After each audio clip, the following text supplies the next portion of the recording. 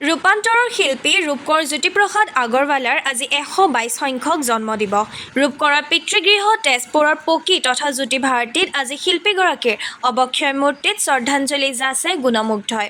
তেজপুৰৰ বিধায়ক পৃথ্বীৰাজ ৰাভাই ৰূপকৰৰ গীতৰ এটি কলি গুণগুণাই শিল্পীগৰাকীক শ্ৰদ্ধাঞ্জলি যাচে। গছে গছে পাতি দিলে ফুলৰে শৰাই, ৰাম ৰাম ফুলৰে শৰাই, ফুলৰে শৰাই। তেজপুৰ সাহিত্য সভাৰ লগতে চহৰখনৰ বিভিন্ন অনুষ্ঠান প্ৰতিষ্ঠানে গীত মাত কবিতাৰে ৰূপকৰক সোঁৱৰণ কৰে।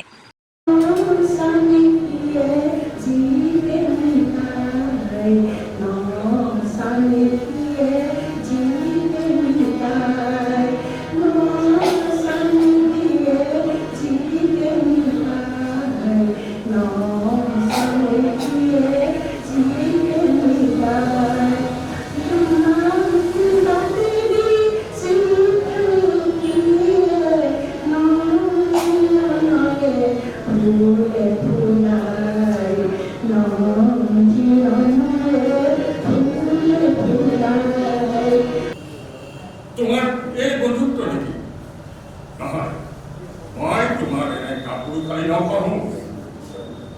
তুমি যদি নাজানিলেহেঁতেন তেন্তেতো কাঞ্চনৰ সৈতে তুমি সুন্দৰকৈ কৰি পাবা।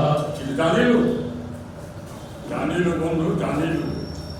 নাজানিলোহেঁতেন যদি এইটোতেই লৈ তেতিয়া জানিলো। এতিয়া কি বেলেগ হ'ল কোৱা, তোমাৰ মতামত কি? তোমাৰ সাহ আছেনে নাই?